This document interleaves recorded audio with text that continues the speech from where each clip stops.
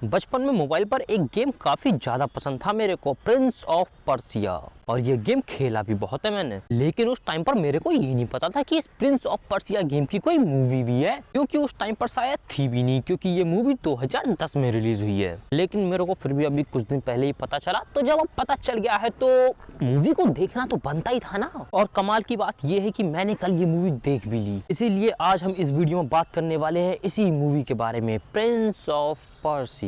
Story अगर ऐसे simply short में बतानी हो तो कहानी कुछ ऐसी है। बादशाह है, बादशाह का एक भाई है जिसने बादशाह को बचपन में एक शेर से बचाया था, लेकिन अब उसको ऐसा लगता है कि उसने गलत किया और उसको अपने बड़े भाई को यानी कि बादशाह को बचपन में ही मर जाने देना चाहिए था। इसीलिए वो एक जादुई खंजर की मदद से, जिस खंजर के जरिए हम ऐसे टाइम को रिवर्स कर सकते हैं, उसके जरिए पीछे पास्ट में जाकर के अपने बादशाह को मतलब अपने भाई को वहीं पे मरते हुए छोड़ देना चाहता है, कि उसको मतलब वो नहीं बचाता वहां पे जाकर के। और इस तरह से वो शुरू से ही राजा बन जाता है। और ऐसे बादशाह के बच्चे यानी कि उसके दास्तान और उसके दोनों भाई कभी पैदा ही नहीं होते, मतलब दास्तान तो हो भी जाता है लेकिन वो फिर महाराज नहीं होता। जादुई खंजर की दिक्कत ये है कि वो टाइम में सिर्फ 1 मिनट तक पीछे जा सकता है, उससे ज्यादा वो पीछे नहीं जा सकता, उसकी रेत खत्म हो जाती है। टाइम में ज्यादा पीछे जाने के लिए उस खंजर को एक रेत की घड़ी में ऐसे गाड़ना पड़ेगा और उसमें से फिर लगातार रेत निकलती रहेगी, फिर तुम टाइम में जितना चाहो उतना पीछे जा सकते हो। और उसका जो चाचा होता है दास्तान का, मतलब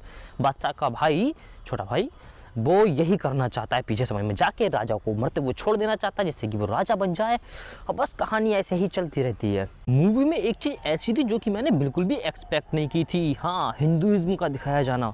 इस मूवी में तुम्हें बहुत सारी चीज़ें दिख जाएंगी हिंदुइज्म से जुड़ी हुई, मतलब कि जो जादुई खंजर होता है वो देवताओं ने दिया हुआ होता है। मूवी में तुम्हें बहुत सारी हिंदू देवी देवताओं की मूर्तियाँ दिख जाएंगी, जो तमीना होती है वो मतलब पूजा करती है, मंदिरों की बात की गई है, उसमें सब कुछ दिखाया गया है। मतलब मेरे को लगा था कि हाँ, पर्सिया यानी कि फारस की बात हो रही है तो वहाँ पे इस्लाम वगैरह का ज़्यादा दिखाया जाएगा, लेकिन उसमें दोनों चीज़ें दिखाई गई हैं। पसंद आया, मेरे को अच्छा लगा। मूवी देखने से पहले मेरे को ऐसा मतलब लग रहा था कि कुछ अलादीन टाइप की स्टोरी वगैरह दिखाएंगे उसमें कुछ, लेकिन काफ़ी अलग था। जहाँ पर आपको लगता है कि हाँ मूवी एंड होने वाली है, ख़त्म होने वाली है, मूवी वहाँ से बहुत अच्छे से आगे बढ़ती है और चीज़ों को एक्सप्लेन करती है। मूवी में कहीं पे भी आपको ऐसा मतलब पहले से कैस नहीं कर पाओगे कि हाँ आगे क्या होने वाला है। यूटी की स्टोरी है, मतलब मैंने जैसे सोची थी वैसी नहीं निकली, बढ़िया मूवी निकली। मूवी देखते हुए तुम्हें कहीं पे भी ऐसा महसूस नहीं होगा कि तुम बोर हो रहे हो। मूवी अपना इंटरेस्ट बनाए रखती है और तुम्हें मजा आता है देखने में। मूवी देखने के बाद में तुम्हें बिल्कुल भी नहीं लगेगा कि तुम्हारा टाइम बर्बाद हो गया, तुमने मतलब ऐसे टाइम बर्बाद कर दिया अपना। अच्छी मूवी है, जाओ देखो जाके। मूवी की शुरुआत होती है पर्सिया से, पर्सिया के राजा बादशाह महाराज से।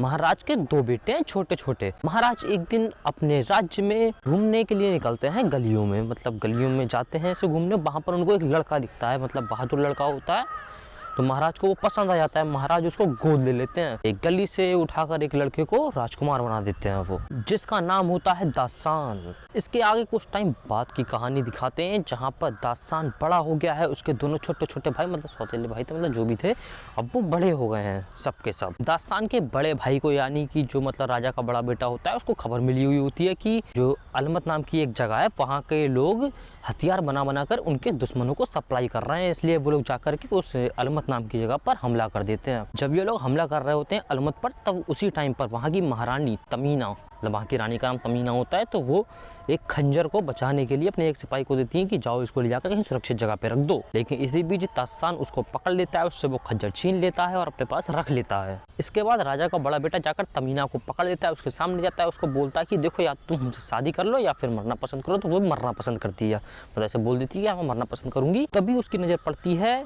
दास्तान पर, जिसके पास उसका जो खंजर उसने सुरक्षित भेजा था वो दास्तान के पास होता है। वो उसको देख लेती है और खंजर वापस लेने के चक्कर में वो उससे मतलब दास्तान के बड़े भाई से शादी के लिए हाँ कर देती है। इसके बाद राजा का बड़ा बेटा जो होता है यानी कि दास्तान का बड़ा भाई, वो दास्तान को एक ऐसे लिबास देता है अपने पिता को गिफ्ट करने को, यानी कि बादशाह को गिफ्ट करने के लिए। दास्तान जाकर के उसको गिफ्ट करता है, उसमें लगा होता है जहर, और बादशाह टैं बोल जाता है, मतलब कि ख़त्म हो जाता है, वहाँ मर जाता है, जिसका नाम दास्तान के ऊपर आता है। और दास्तान उस तमीना को लेकर के, मतलब तमीना उसको लेकर भागती है, दास्तान उसको लेकर भागता है, बात है कि दोनों साथ में वहाँ से भाग जाते हैं महल से। अब बादशाह के कत्ल का इल्ज़ाम आ चुका है दास्तान पर, तमीना उसको लेके भाग चुकी है। सब लोगों को यकीन हो जाता है उसके भागने की वजह से कि हाँ भाई दास्तान ने बादशाह को मारा है। तो उसके दोनों भाई उसको ढूंढने के लिए मतलब लग जाते हैं, एकदम उस पर इनाम रख दिया जाता है बहुत सारा, कि दास्तान को जो भी पकड़ के लेकर आ गया आएगा उसको बहुत सारा इनाम दिया जाएगा, भाई माला माल कर दिया जाएगा उसको। दास्तान और तमीना महल से भाग गए होते हैं, अकेले होते हैं रेत में, बंजरों में, मतलब रेगिस्तान में ऐसे पड़े हुए। और तभी वहां पर दास्तान को पता चलता है कि उसके पास जो खंजर है कोई मामूली खंजर नहीं है भाई, जादुई खंजर है। टाइम को रिवर्स किया जा सकता है उससे, लेकिन सिर्फ 1 मिनट पीछे तक जा सकते हैं, उससे ज़्यादा नहीं जा सकते। और वो खंजर जो होता है वो एक जादुई रेत से काम करता है। वो रेत खत्म, जब खंजर का काम करना बंद हो जाता है, तब इसी तरीके से उनको रेत चाहिए होती है उसका इस्तेमाल करने के लिए। दास्तान को लगता है कि उसके जो चाचा हैं वो उस पर भरोसा करेंगे कि हाँ उसने अपने पिता को यानी कि बादशाह को नहीं मारा है। वो उससे मिलने जाता है, लेकिन उसको पता चलता है कि नहीं भाई उसका चच्चा ही हरामी है बहुत ज़्यादा। मतलब जो उसमें जहर लगाया होता है वो उसके चच्चा नहीं लगाया होता है, उसका चच्चा जो होता है वो राज्य पूरे हड़पने के चक्कर में होता है, राजा बनने के चक्कर में। दास्तान को समझ में आता है हल्के हल्के कि हाँ जो चाचा है ये जादुई खंजर से टाइम में काफ़ी पीछे जाना चाहता है और मेरे पिता को जो है मतलब उस बादशाह को वहीं पे शुरू में ख़त्म कर देना चाहता था कि शुरू से ही उसका चाचा राजा बना हुआ रहे और ये लोग जो हैं दास्तान उसके भाई ये पैदा ही ना हो कभी। मूवी ऐसे ही जादुई खंजर के चारों तरफ चलती रहती है। जादुई खंजर के चक्कर में सब पागल होते हैं कि हाँ समय में पीछे जाएंगे, राज्य पे कब्जा कर लेंगे, ये कर लेंगे, वो कर लेंगे। और इससे आगे अगर तुम्हें स्टोरी जाननी है तो जाओ पूरी, मतलब ऐसे तुम मूवी देख कर आओ, देखो मज़ा आएगा तुमको देखने में। फैमिली के साथ देख सकते हो, बस एक किसिंग सीन है वो तुम एडजस्ट कर लेना अपने आप अगर कर सकते हो तो। और अगर तुम्हें ये रिव्यू अच्छा लगा हो तो भाई क्या कर रहे हो अभी तक, लाइक क्यों नहीं करी तुमने वीडियो?